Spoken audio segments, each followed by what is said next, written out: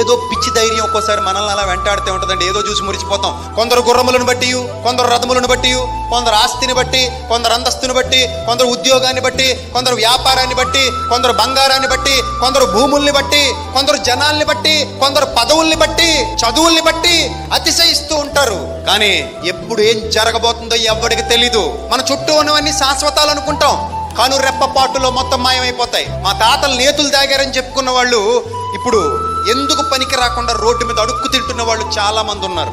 అలాగే పేకాట్లాడి నాశనం చేసుకున్న వాళ్ళు, తాగుబోత్తనంతో ఇళ్ళు అమ్ముకున్న వాళ్ళు, ఆస్తులు అమ్ముకున్న వాళ్ళు, ఆరోగ్యాలు పాడు చేసుకున్న వాళ్ళు ప్రపంచంలో చాలా మంది ఉన్నారు. అందుకే దేన్ని బట్టి వెర్రవేయకూడదు, ఎందుకంటే ఇవేవి శాశ్వతం కాదు.